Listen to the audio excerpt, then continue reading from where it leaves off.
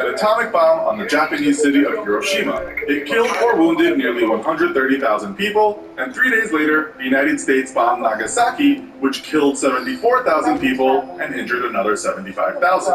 These two events marked the end of World War II. Because this was back at the beginning of nuclear weapons development, and with only one side having nuclear capability, there was no retaliation. Following the Second World War, the United States, the Soviet Union, and Great Britain conducted more nuclear weapons tests, and in 1958, nearly 10,000 scientists presented to United Nations Secretary General Dag Hammarskjöld a petition that begged, "We deem it imperative that immediate action be taken to effect an international agreement to stop testing of all nuclear weapons." Throughout the 1960s and 70s, as more development took place, treaties were signed to promote disarmament, but more and more countries developed nuclear weapons. Today they are believed to be around 16,300 nuclear weapons spread between 9 countries. They are the United States, Russia, the UK, France, China, North Korea, India, Pakistan, and Israel. Russia and the US share 93% of all nuclear warheads out there, but they have been asked to reduce the number of weapons under the START Treaty, which stands for Strategic Arms Reduction Treaty. All these weapons make the prospect of the Third World War very different to the First and Second World Wars. So assuming World War III did kick off, and it was nuclear, what would it look like? HuffPost has launched HuffPost Apocalypse, a project that aims to investigate what an apocalypse would mean for humanity, and to support this, have been doing their own research and analysis into what the effects of a nuclear war might be. In a recent article, they proposed 2 scenarios. The first, a global nuclear war centered on a US and Russia conflict. In this scenario, between 1,800 and 3,000 large warheads would be fired at nuclear weapon launch sites, ports, major industry command centers, power stations, and densely populated areas. The other potential area of tension that could spark a conflict is between India and Pakistan.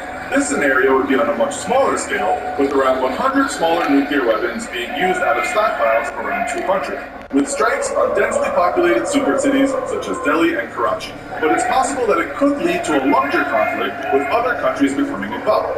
What would the fallout be?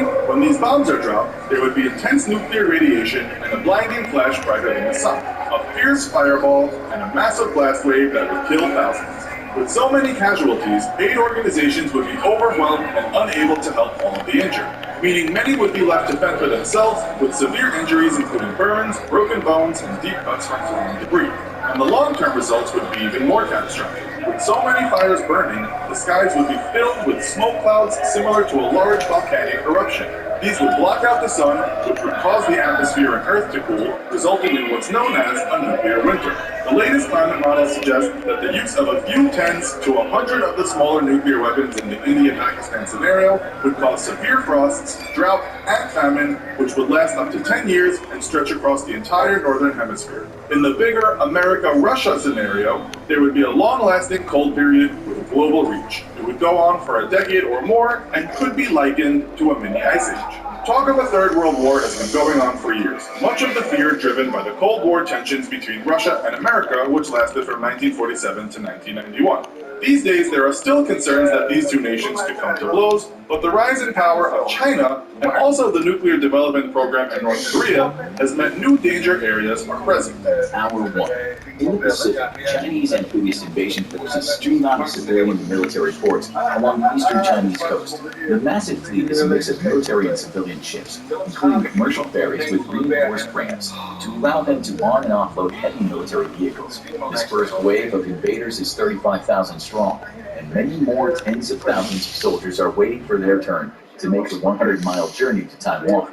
Chinese frigates scour the waters of the Taiwan Strait on the hunt for American or Taiwanese submarines. A formal declaration of war against Taiwan is being declared as the ships cut through the waves. And though no declaration of war against the United States is prepared, it's fully expected that the United States will honor its commitment to defend Taiwan from invasion. Any sub in the Taiwan Strait that doesn't belong to the People's Liberation Army Navy will be considered hostile and fired upon. A world away, Russian forces staging out of Belarus and the Western Military District launch an offensive into the Baltic countries. The featureless, flat plains of Eastern Europe are perfect tank country, and favor the attacker, with few natural features to build defenses on. Overhead, a barrage of missiles preempts the crossing of Russian troops into NATO territory. Hundreds of ballistic and cruise missiles fly across Eastern Europe, aimed at NATO airfields, supply depots, and troop staging areas. Aegis ashore facilities and other anti-missile defenses begin to level the sky with their own counterfire. The average success rate of missile defense systems averages between 50 and 60%, but that still means over 100 missiles find their targets, cratering airfields, destroying fuel depots, and killing hundreds on the ground. But NATO hasn't been blind to the buildup of military troops by Russia, and the moment the first wave of missile strikes are detected and still in the air, NATO responds accordingly. The skies are so crowded with missiles for a few minutes that it's unsafe for NATO or Russia's combat air patrols to operate in the region, and they take to low altitude for safety. NATO's missiles have better precision than Russia's missiles, but Russian missile defenses are slightly more effective than NATO's. In the Pacific, China launches nearly 600 missiles in the span of an hour, the largest missile barrage in human history. These missiles target Taiwan's military and civilian airfields, hangars, command and control nodes, and electric power plants. However, a significant number of them also target American air bases in Guam, Japan, and South Korea. American and Taiwanese missile defenses put up a brave fight, but the overwhelming fire is too much. Many of the missiles find their marks. Guam is cratered by ballistic missile strikes, and America's largest military base in the Pacific is temporarily knocked out of commission. Thousands die on the ground. Further missile attacks target American naval vessels operating in the Pacific. China has needed 4 months to prepare its amphibious assault fleet, giving the world plenty of time to prepare for the coming war. The U.S. now operates 4 carrier groups in the Pacific, with a fleet in reserve along the American west coast. As American satellites detect the start of the Chinese attack, a warning is sent across the entire American Pacific fleet. The carriers now move at full speed, taking random and aggressive turns, all in an attempt to throw off the targeting of China's missiles. American cyber and electronic warfare operations, however, are already underway. Targeting China's recon and targeting assets, they succeed in degrading the accuracy of China's missiles, but the sheer number of them still makes them a serious threat.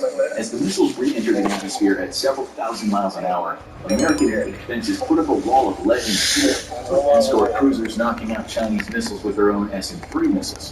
When the smoke clears, 1 American carrier has been sunk, 2 have been seriously damaged, the 3rd has suffered only minor damage. Many of the carrier group escorts, however, are severely damaged or sunk. The U.S. Navy has just experienced the largest single-day loss of life in its history. Hour 2. On the ground in Eastern Europe, Russian forces are making contact with the first line of NATO defenses. The NATO Rapid Response Force has dug in best as it can along the eastern flank of Lithuania, Latvia, and Estonia. But the flat ground doesn't give much defensive advantage to NATO. NATO tanks are on the whole more modern and more capable than Russian tanks, thanks to crippling sanctions imposed on Russia after its annexation of Crimea in 2014, and additional sanctions in 2022 after its invasion of Ukraine. Other than destroying the Russian economy, the blockade of computer chips from major manufacturers such as Taiwan have been a devastating blow to a military already suffering from worn-out and poorly maintained equipment. This has had a cascading effect across the Russian military, as much of the smart tech of modern militaries relies heavily on computer components, which Russia is now forced to manufacture domestically. Everything from modern anti-tank missiles to air-to-air missiles and even fire-control radar have a limited reserve supply and must be applied judiciously. The T-72 still makes the bulk of Russian forces, though in preparation for war several thousand Cold War-era tanks have been activated. These tanks suffer from serious deficiencies against modern weapons and are largely used as camouflage by the Russians. Scores of T-55s, T-62s, and T-64s smash into NATO defenses, soaking up anti-tank fire, while more modern T-72s, T-80s, and T-90s mop up exhausted defenders. Casualties are horrendous for the Russians, but they have plenty of outdated equipment to throw into the fight. NATO's tanks are far more capable than most Russian tanks, but they're also more expensive and significantly fewer in number. The United States is still in the process of shipping the bulk of its armored forces to Europe, but it'll be several weeks yet before significant amounts of American armor is ready for combat. For now, Europe must hold the line long enough for the U.S. to bring its full firepower into the fight, assisted, of course, by a few thousand advanced American forces stationed in Europe.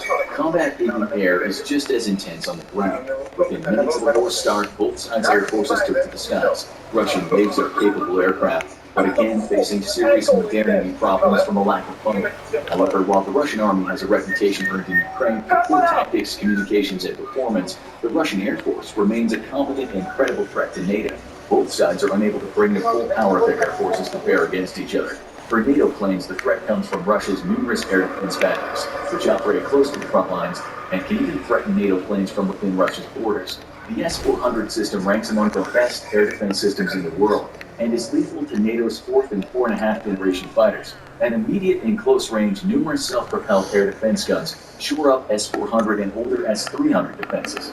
NATO, on the other hand, relies heavily on fighters and interceptors for air defense, whom themselves are at risk from Russian ground-based defenses. However, NATO enjoys one distinct advantage over Russia: the F-35 stealth fighter and America's fleet of F-22 air supremacy fighters. Unfortunately, only a few hundred F-35s are capable of combat operations across the NATO alliance, and most of these are from the United States. The vaunted F-22, the most capable air supremacy fighter in the world, is also in very low numbers, and most of them are being diverted to bases in the Pacific for sea and air war against China. Entire fleets of American aircraft are already making the Atlantic crossing with the aid of tanker planes, but it'll be a day or two yet before they're ready for combat ops. Europe's lack of stealth fighters means they can't safely operate near the front lines, temporarily giving the air advantage to Russia. Russia presses that advantage as best it can, but carrying out strike missions over the front lines is still hazardous business for its air force. Russian bombers devastate NATO defenses, but take casualties of their own. Long-range standoff attacks via air-launched cruise missiles keep Russian pilots out of harm's way. NATO responds with its own long-range strikes, but for now, the air over the front belongs to Russia. Attack helicopters from both sides fight ground defenses and each other all across the front. It'll take time yet for NATO to gather its forces, and the numbers advantage is once more in Russia's favor. Still, both sides suffer heavy losses of air cavalry to man portable air defense weapons and traditional air defenses both. As the second hour of World War III comes to a close, a massive offensive on the military enclave of Kaliningrad pushes into NATO defenses in southern Lithuania. Further cruise and ballistic missile attacks rain out of Kaliningrad and into it from NATO return fire. The overwhelming amount of NATO firepower aimed at Kaliningrad quickly shuts down any hope of conducting air operations of the enclave. But it's still a strong point of tens of thousands of Russian troops in armor, who are manning defenses along the Polish border, while a separate thrust north into Lithuania seeks to destroy NATO forces there. Russia's hope is to sever NATO from the Baltic countries, and there's little the alliance can do to prevent that at the moment. Hour 3. In the Pacific, the Chinese Navy has begun the bombardment of the Penghu Islands, silencing naval defenses there. The massive amphibious assault force has crossed most of the Taiwan Strait, and the island fortress nation is now in sight. Overhead, Chinese fighters battle Taiwan's rapidly diminishing air force for supremacy, while other strike aircraft carry out SEAD operations for suppression of enemy air defenses. Taiwan is equipped with very robust air defenses courtesy of America, and they take a heavy toll on the Chinese aircraft. China has over 2,000 combat aircraft, however, and is easily able to absorb the punishment. Lurking under the waves, though, the Chinese fleet runs into a coordinated Taiwanese and American ambush. U.S. and Taiwanese subs have been powered down, lurking silently and awaiting the fleet's approach. And now, with the lead ships in range, they begin to open up on the Chinese Navy.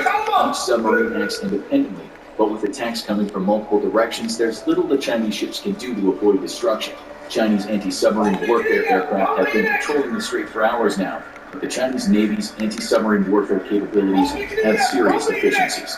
Their biggest problem, though, is that they're up against American Virginia-class submarines and Taiwan's electric diesel boats, both extremely quiet. Multiple Chinese vessels are sunk or heavily damaged, and in the chaos, the invasion fleet spreads so as to avoid becoming an easy target. That's when they run into hundreds of anti-ship mines deployed in advance by the Taiwanese Navy. The cost to the Chinese Navy is staggering, a satisfying payback for the losses the U.S. Navy suffered during China's ballistic missile barrage. But the sheer number of Chinese vessels means the invasion will carry on. Exposed by their attacks, the submarines make for a quick exit from the strait. They won't all make it, as Chinese destroyers and ASW aircraft score several hits. Hour 4.